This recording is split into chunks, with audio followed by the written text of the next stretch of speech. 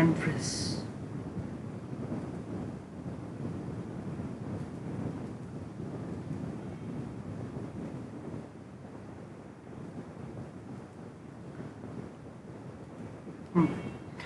Special use of 10 phrase.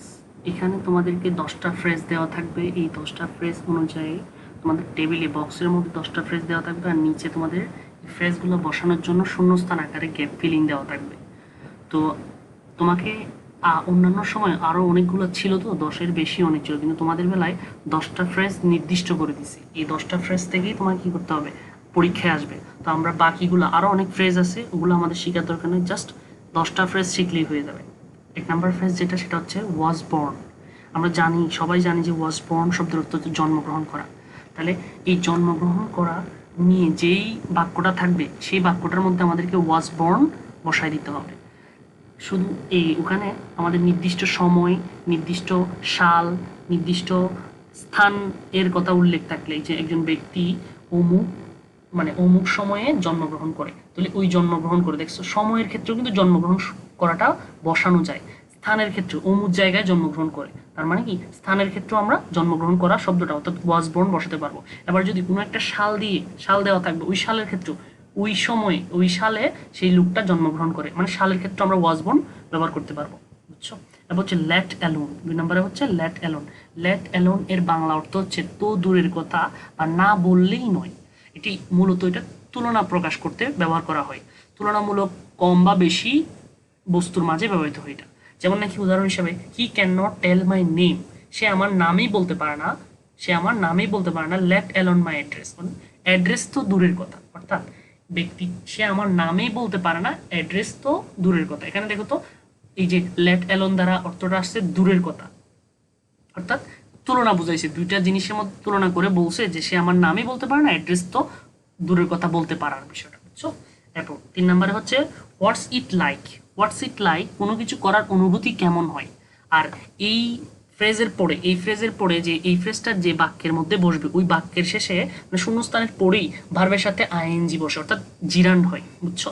জিরান্ড না বুঝলেও তুমি ভার্বের সাথে আইএনজি হয় সেটা মনে রাখলে হবে। অর্থাৎ হোয়াটস ইট লাইক ব্যবহার করা হয়, এরপরেই ভার্বের সাথে আইএনজি যুক্ত ভার্ব হয়, মানে আইনযুক্ত ভার্ব হয়। যেমন কি what's it like living in Bangladesh, অর্থাৎ বাংলাদেশে বসবাস করার অনুভূতি কেমন, বাংলাদেশে বসবাস করার অনুভূতি কেমন, অর্থাৎ কোনো কিছু করার অনুভূতি কেমন হয় সেটা বোঝানোর জন্য হোয়াটস ইট লাইক শব্দটা ব্যবহার করা হয়। আর এরপরে একদম শর্টকাটটা ভার্বের সাথে আইএনজি হয়, হোয়াটস ইট লাইক আমরা সেখানেই বসাবো যেই গ্যাপটার পরেই যে ভার্বটা থাকবে, ওই ভার্বটা আইএনজি যুক্ত হবে। কি হবে, আইএনজি যুক্ত হবে। ওকে। এরপর হচ্ছে হোয়াট ডাজ বা do look like. What does বা ডু লুক লাইক, এখানে মাঝখানে হোয়াট ডাজ, এখানে ডাজ বা ডু দিছে, আমরা ডাজ বসাবো বা ডু বসাবো সেটা নির্ভর করবে আমাদের কিসের উপর, সাবজেক্টের উপর। যে নাউনটা যদি কি হয়, সিঙ্গুলার হয়, তাহলে ডাজ আর ডু, আচ্ছা এটা নির্দিষ্টভাবে দেওয়াই থাকবে তোমাকে, হোয়াট ডু বা ডাজ সেটা নির্দিষ্ট করে দেওয়া থাকবে। অর্থাৎ প্রশ্নটা হোয়াট ডু দিয়েও করতে পারে, হোয়াট ডাজ দিয়েও করতে পারে। এরপর একটা মাঝখানে একটা কি থাকবে, গ্যাপ থাকবে, ওই ফ্রেজের মধ্যেই গ্যাপ থাকবে। এরপর লুক এবং লুক লাইক দেওয়া থাকবে। এটা ব্যবহার করা হয় কোনো কিছু দেখে অনুভূতি প্রকাশ করার ক্ষেত্রে। আর এটা মনে রাখার উপায় হচ্ছে, এই ফ্রেজটা যে বাক্যে বসবে, ওই বাক্যের মধ্যে দুইটা গ্যাপ থাকবে এবং প্রশ্নবোধক চিহ্ন থাকবে, দুইটা গ্যাপ এবং প্রশ্নবোধক চিহ্ন থাকবে। মাঝখানে গ্যাপের মধ্যে, মাঝখানে যে দেখছো ডু এর পরে যে গ্যাপটা আছে, ওই গ্যাপের পরে একটা নাউন বসবে, বুঝছো। যেমন নাকি দেখো, বেবি, মম বলছে হোয়াট ডাজ অ্যান ওল লুক লাইক, অর্থাৎ বেবি মাকে জিজ্ঞেস করতেছে যে মা একটি পেঁচা দেখতে কেমন হয়, দেখো তো, হোয়াট ডাজ এর পরে এই একটা খালি করে দিছে, খালি করে একটা নাউন আসছে, এরপর আমাদের লুক লাইক দিছে, এবং আমরা প্রশ্নবোধক চিহ্নটা দেখলে আমরা বুঝতে পারবো যে কি, যে এখানে লুক লাইক হয়। আর একটা জিনিস মনে রাখবো, এখানে দুইটা গ্যাপ থাকবে। এটা ইজিলি তুমি যখন প্রশ্ন প্র্যাকটিস করবা তখন তুমি এই জিনিসটা পারবা। ওকে। এবার হচ্ছে অ্যাজ সুন অ্যাজ, এর অর্থ শীঘ্রই বা যত তাড়াতাড়ি সম্ভব। আর আমরা যখন এই যত তাড়াতাড়ি সম্ভব, দেখো যত তাড়াতাড়ি বা, এটা বলতে গেলে আমাদের মুখ দিয়ে সম্ভব চলে আসে, যত তাড়াতাড়ি সম্ভব মানে এর যখন সম্ভবের ইংরেজি প্রতিশব্দ হচ্ছে পসিবল। অর্থাৎ এই অ্যাজ সুন অ্যাজ যে বাক্যটা বসবে, ওই বাক্যটার মধ্যে পসিবল লেখা থাকতে পারে, সবসময় থাকবে যে তা না, থাকতে পারে, বুঝছো। এছাড়া আমরা কখন এই অ্যাজ সুন অ্যাজ টা বসাবো, সেটা হচ্ছে পাস্ট ইনডিফিনিট এর মাঝখানে। অর্থাৎ আমাদের যখন একটা বাক্যের মধ্যে পাস্ট ইনডিফিনিট থাকবে, পাস্ট ইনডিফিনিট মানে বুঝো তো, past indefinite subject plus V two plus object, বুঝছো? তো পাস্ট ইনডিফিনিট থাকলে দুইটা বাক্য মানে সামনে একটা পাস্ট ইনডিফিনিট পরে এরপর পরে একটা ফার্স্ট ইনডিফিনিট, এর মাঝখানে আমরা অ্যাজ সুন অ্যাজ শব্দটা বসাতে পারবো। যেমন কি the storm was ragging violently, the storm was ragging violently. দেখো তো এই যে ওয়াজ, এটা হচ্ছে পাস্ট ইনডিফিনিট হয়েছে। হচ্ছে উই গট মূলত গেট থেকে আসছে, এটাও কিন্তু বি টু, অর্থাৎ পাস্ট ইনডিফিনিট। এই দুইটা পাস্ট ইনডিফিনিটের মাঝখানে কিন্তু আমাদেরকে অ্যাজ সুন অ্যাজ বসাইছে, অর্থাৎ we got as soon as it abated, অর্থাৎ প্রচণ্ড জ্বর উঠছিল, এটা কমে যাওয়ার সাথে সাথে আমরা বেরিয়ে পড়লাম। ওকে, নেক্সটে আমাদের হচ্ছে 7-8। এই রুলগুলো হচ্ছে হ্যাড টু উড রেদার, এগুলো হচ্ছে মডেল ভার্ব, তাই এদের পূর্বে প্রেজেন্ট ভার্ব হবে, মানে ভার্বের প্রেজেন্ট ফর্ম। অর্থাৎ এই মডেল ভার্বগুলো যে বাক্যে বসবে এদের পূর্বে কিন্তু আমাদের কি হবে, এদের পর যে ভার্বটা হবে সবগুলো ভার্বটা হচ্ছে B1 হবে, কি হবে, B1 প্রেজেন্ট ফর্ম হবে। ওকে, তাহলে হ্যাভ টু হ্যাজ টু, এই যে আমরা হ্যাভ টু দেখছি না, এখানে হ্যাভ টুটা মূলত শুধু যে হ্যাভ টু হবে তা না, হ্যাভ টু হ্যাজ টু দুইটার থেকে একটাই হতে পারে। মানে হ্যাভ টু একটা মডেল ভার্ব, এর ভিতরে কিন্তু have to, has to, had to তিনোটাই আছে, বুঝছো? তো বেশিরভাগ ইউজ করা হয় হ্যাভ টু বা হ্যাজ টু। আর এটা কখন ব্যবহার করা হয়, এটা হচ্ছে অতি আবশ্যক বস্তু বোঝাতে, অতি আবশ্যক বোঝাতে, ঠিক আছে? আর এই অতি আবশ্যক মানে হচ্ছে কোনো একটা জরুরি কাজটা আমাদেরকে করতেই হবে, না করার কোনো উপায় থাকবে না। দেখো, অন্য কোনো উপায় থাকবে না।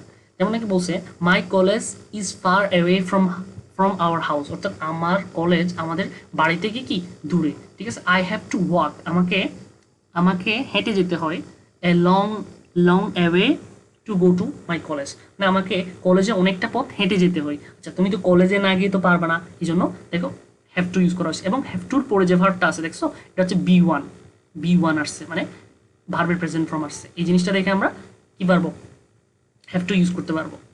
এরপর হচ্ছে যে এটা কিন্তু কি বলছে যে একটা আবশ্যক কাজ বুঝেছে, জরুরি কাজ বুঝেছে। তো প্রত্যেকটা জিনিসে কি যখনই হ্যাভ টু ইউজ করতে হবে তখন প্রত্যেকটা সেন্টেন্সে জরুরি কাজ বোঝাবে। আই এর ক্ষেত্রে হ্যাভ টু এবং হির ক্ষেত্রে হ্যাজ টু ব্যবহার করতে হয়। হচ্ছে হ্যাড বেটার হচ্ছে উচিতের সমর্থক শব্দ, মানে শুড এর সমর্থক শব্দ। কোনো কাজ না করলে এর পরিণাম খারাপ হতে পারে বা নেগেটিভ ইম্প্যাক্ট থাকে, এক কথায় অতি আবশ্যকের চেয়ে বেশি পাওয়ারফুল। অর্থাৎ আমরা এর আগে যেটা পড়ছি ওটার ক্ষেত্রে মানে একটা জরুরি কাজের জন্য হ্যাভ টু ইউজ করছি, কিন্তু হ্যাড বেটারটা তার চেয়েও আরো বেশি জরুরি, এবং কি শুধু জরুরিই না, এটা যদি আমরা না করি তখন আমাদের কি হবে, একটা নেগেটিভ ইম্প্যাক্ট, খারাপ প্রভাব পড়তে পারে। যেমন নাকি দেখো, ফাইসু সিমস টু বি উইক, ফাইসু অনেকটা দুর্বল, ঠিক আছে? He had better consult an experienced doctor, তার উচিত একজন অভিজ্ঞ ডাক্তারের পরামর্শ করা। এখন দেখো, সে উইক, সে দুর্বল, সে যদি একজন ডাক্তারের পরামর্শ না নেয় তাহলে তো সে আরো অসুস্থ হয়ে পড়বে, আরো দুর্বল হয়ে পড়বে। তার মানে এটা যদি আমরা না করি তাহলে আমাদের একটা নেগেটিভ ইম্প্যাক্ট পড়তেছে, বুঝছো না বুঝা নেই? তো তার মানে আমরা এটা বুঝলাম যে হ্যাড বেটার হচ্ছে হ্যাভ টু হ্যাজ টুর চেয়েও বেশি জরুরি বা আরো বেশি এই করা উচিত, বুঝছো? নেগেটিভ ইম্প্যাক্ট থাকে। তাহলে এটা এই দুইটার মধ্যে দুটোটা সিমিলার কাজেই ব্যবহার করা হচ্ছে, কিন্তু পার্থক্য হচ্ছে এটাই যে হ্যাভ টু হ্যাজ টুর চেয়ে হ্যাড বেটারটা আরো বেশি জরুরি কাজে ব্যবহার করা হচ্ছে। যদি সেটা না করা হয়, হ্যাড বেটারটা যদি ব্যবহার না করা হয় তখন একটা নেগেটিভ বা খারাপ ইম্প্যাক্ট পড়ে। যখনই খারাপ ইম্প্যাক্ট পড়ার মতো কোনো একটা বাক্য আসবে তখন ওই বাক্যে আমাদেরকে হ্যাভ টু ইউজ ব্যবহার না করে আমাদেরকে হ্যাড বেটার ইউজ করতে হবে। তারপর হচ্ছে উড রেদার তো বরং ভালো, দুইটি বিষয়ের মধ্যে তুলনা প্রকাশ করে এবং বাক্যে দেন শব্দটি উল্লেখ করা থাকে। অর্থাৎ উড রেদার বরং ভালো, এটার মধ্যে আমাদেরকে দেন শব্দটা কি উল্লেখ করা থাকে, দেন। এটা একদম ইজি, একদম শর্টকাট, যে we would rather visit to Cox's Bazar than Sundarbans. অর্থাৎ আমাদের উচিত এই কক্সবাজার ভিজিট করা সুন্দরবনের চেয়ে, বুঝছো? We have already visit Sundarban, আমরা ইতিমধ্যে কি সুন্দরবন ভিজিট করে ফেলছি, বুঝছো? এই জন্য আমাদের উচিত যে আমাদের এই সুন্দরবন না গিয়ে কক্সবাজার। দেখো তো এখানে দেন শব্দটা আছে কিনা, দেখো আছে। এই দেন যখনই থাকবে তখনই আমাদেরকে উড রেদার ইউজ করতে হবে। তার মানে এটা একদম ট্রিক্সে আমরা মনে রাখতে পারছি, এটা মনে রাখা কোনো কষ্টেরই না। দেন থাকলে উড রেদার, ব্যাস, ইজি। ওকে, তারপর হচ্ছে লাস্ট আর দুইটা আছে, সেটা হচ্ছে দেয়ার বাক্যের শুরুতে বসে, সাবজেক্ট না থাকলে। আমরা জানি আমাদের বিভিন্ন বাক্য শুরু হয় দেয়ার দিয়ে, তাই না? আর এটা এরপরে কি হয়, একটা বি ভার্ব হয়। বি ভার্ব বলতে am is are was were, be been, ঠিক আছে? এই ভি ভার্বগুলো ইউজ করা হয়। এবং এই দেয়ারের পরে ভার্ব সিঙ্গুলারও হতে পারে, প্লুরালও হতে পারে। দেয়ারের পরে ভার্ব সিঙ্গুলারও হতে পারে, প্লুরালও হতে পারে। এবং দেয়ারের পরে বেশি মানে এই আমাদের যে ট্রেন ফ্রেজ আছে, ট্রেন ফ্রেজের মধ্যে দেয়ারের পরে লিভড শব্দটা থাকে, প্রায় সময় থাকে, এই জন্য আমি লিভড শব্দটা দিয়ে দিলাম যে এখানে লিভড আছে, বুঝছো? এ দেখো দেয়ারের পরে দেয়ার আর হয়েছে, দেয়ার ইজও হতে পারতো, বুঝছো? সিঙ্গুলার এবং প্লুরাল হতে পারতো। আর দেখো এটা কিন্তু বাক্যের শুরুতে বসছে। এমন আরেকটা জিনিস মনে রাখবা যে সবসময় যে বাক্যের শুরুতে থাকবে তা না। মনে করো এখানে এই বাক্যটা শুরু হয়েছে আরেকটা শব্দ দিয়ে, আরেকটা সেন্টেন্স দিয়ে, এবং মাঝখানে মাঝখানে দেয়ার আর আসছে, মাঝখানে না মানে আরেকটা বাক্য শুরু হওয়ার পর ওই শুরুতে মানে যেই বাক্য শুরু হোক না কেন বাক্যের শুরুতে দেয়ার থাকবে, বাক্যের শুরুতে দেওয়া থাকবে। এদিকে যদি আরেকটা বাক্য থাকতো এবং বাক্য থাকতো, ঠিক আছে, তার মানে কি যে এটা কি বাক্যের শুরুতে শুরু হয় না? অবশ্যই। ওদিকে যদি একটা বাক্য থাকতো তাহলে বাক্যের তো ফুল স্টপও থাকতো, তাই না? ফুল স্টপ থাকার পরে এটা দেখো দেখো আবার নতুন করে শুরু হয়েছে বাক্যের শুরুতে, বুঝছো? তার মানে আমরা বুঝলাম যে কি, যে দেয়ার শব্দটা বাক্যের শুরুতে বসে, এবং ইট এটাও কিন্তু বাক্যের শুরুতেই বসে, যদিও তার আগে আরেকটা বাক্য থাকতেও পারে, এটা দেখার বিষয় না। কিন্তু দেখো এরপরের বাক্যের শুরুতে তো সে আছে, তাই না? এটাই। তাহলে এটা কি ইট, ইহা, এটা তো আমরা জানি। ইট এর পর্বে সর্বদা সিঙ্গুলার হবে। তাহলে দেয়ার এবং ইটের মধ্যে পার্থক্য হচ্ছে যে দেয়ারটা সিঙ্গুলার এবং প্লুরাল উভয় ভার্বের আগে আসতে পারে, কিন্তু দুটোটাই যেহেতু সাবজেক্টের শুরুতে বসে, তাহলে আমরা কেমনে বুঝবো যে কোন সাবজেক্টের শুরুতে আমরা কি দিব, দেয়ার দিব, এবং কোন সাবজেক্টের মধ্যে আমরা ইট দিব? এটা এবার মনে রাখতে হবে যে ইট দিব তখন যখন যখন কেবলমাত্র ভার্বটা সিঙ্গুলার হবে, আর দেয়ার দিব প্লুরাল হলে, মানে বেশিরভাগ ক্ষেত্রে প্লুরাল হলে, কিন্তু সিঙ্গুলারের ক্ষেত্রেও দেওয়া যায় দেয়ারটা, ঠিক আছে? তাহলে তাহলে এটা আমাদের এটা যে হলো বুঝলাম যে যখন যখন সিঙ্গুলার যখন ভার্বটা প্লুরাল থাকবে তখন নিঃসন্দেহে আমরা কি দিতে পারবো, দেয়ার দিতে পারবো, কারণ প্লুরাল থাকলে তো আর ইট হয় না। আর যখন সিঙ্গুলার থাকবে তখন আমাদের একটু কনফিউজড হয়ে যেতে হবে যে আমরা সিঙ্গুলার তো ইটও হয় এবং দেয়ারও হয়, আমরা কোনটা দিব সেটা একটু বিবেচনা করে বাক্যটা দেখে তাহলে আমরা ওই ইট এবং দেয়ার ব্যবহার করতে পারবো। এই হলো আমাদের 10 ফ্রেজেস এর ব্যবহার শেষ হয়ে গেছে, বুঝছো? এছাড়া আমরা শর্টকাটে কিছু এরপরেরটা আমি তোমাকে শর্টকাটগুলো বলবো। এরপর হচ্ছে ইট প্লাস সিঙ্গুলার ভার্ব, দেখছো এগুলো মুখস্থ করার কোনো দরকার নেই, এগুলো হচ্ছে অ্যাডভান্স মানে অ্যাডভান্স লার্নারদের জন্য। তো ইট ভার্ব এখানে কি হয়, নাউন প্রোনাউন হয়, প্রোনাউন হিসেবে হু হুইচ দ্যাট থাকলে সেই ইট বসাতে হয় আর কি। এবং কি এটা মনে রাখবা ইটের পরে সিমস থাকতে পারে, সিমস এপিয়ার বা দ্যাট এগুলো থাকলে কি হয়, ইট হয়। আর ওদিকে লিভড ভার্বটা থাকলে তখন দেয়ার ইউজ করতে হয় কনফার্ম, এবং এদিকে সিমস বা এপিয়ার থাকলে, এপিয়ার দ্যাট থাকলে তখন ইট ব্যবহার করতে হয়। ওকে, তাহলে আশা করি তুমি 10 ফ্রেজ এটা বুঝছো। ওকে, এখন আমরা শর্টকাটটা দেখব। শর্টকাটটা হচ্ছে দেখো ফ্রেজ মনে রাখার উপায়, ওয়াজ বর্ন হলে জন্মসাল স্থান থাকবে, আর কি শর্ট এই that's it, what's it like থাকলে ভার্বের সাথে আইএনজি হবে, হোয়াটস ইট লাইক ভার্বের সাথে আইএনজি। ওয়াজ বর্ন শাল হয়, আর এই হোয়াটস ইট লাইক ভার্বের সাথে আইএনজি, হোয়াটস ইট লাইক ভার্বের সাথে ING. What does look like এর ক্ষেত্রে দুইটা গ্যাপ থাকবে, প্রশ্নবোধক চিহ্ন থাকবে, দুইটা গ্যাপ প্রশ্নবোধক চিহ্ন। উড রেদারের থেকে দেন থাকবে, উড রেদারে দেন থাকবে। দেখো তো একদম এই চারটাকে একদম ইজি না, ওয়াজ বর্ন ইজিলি বসাতে পারবা।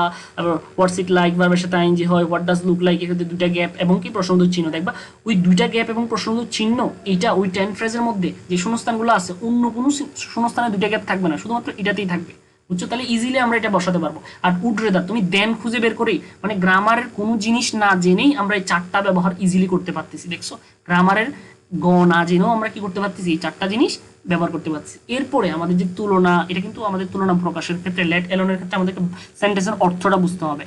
এস শুনে এজ এর ক্ষেত্রেও আমাদের কি দেখতে হবে, পসিবল থাকতে পারে, পসিবল থাকলে তো ইজিলি আমরা বসা দিলাম, ঠিক আছে? আর পসিবল না থাকলে পাস্ট ইনডিফিনিটটা আমাদেরকে দেখে আমাদের কি করতে হবে, এটা বসাতে হবে। আবার হ্যাভ টু এর ক্ষেত্রে কাজটা করতে হবে, না করার কোনো অপশন নেই, করতে হবে, না করার কোনো অপশন নেই। হ্যাড বেটারের ক্ষেত্রে কাজটা করা উচিত, না করলে একটা খারাপ প্রভাব থাকবে বা ক্ষতি হবে। আর ইট সাবজেক্ট হিসেবে ব্যবহার করা হয়, বাক্যের শুরুতে ব্যবহার করা হয়, এবং ভার্ব সিঙ্গুলার হয়, ইটের ক্ষেত্রে ভার্ব সিঙ্গুলার হয়, কেবলমাত্র সিঙ্গুলার। আর ডেয়ারের ক্ষেত্রে সাবজেক্ট হিসেবে ব্যবহার করা হয়, বাক্যের শুরুতে ব্যবহার করতে হয়, এবং ভার্ব সিঙ্গুলার এবং প্লুরাল উভয় হতে পারে। এটা হচ্ছে আমাদের 10টা 10 ফ্রেজের একদম শর্টকাট। ওখানেও আমি শর্টকাট ভাবে নোট করছি, এখানেও আমি শর্টকাট ভাবে নোট করছি, ঠিক আছে, যেন তোমাদের জন্য একদম ইজি হয়। ওকে, আজকের ক্লাসটা এখানেই শেষ।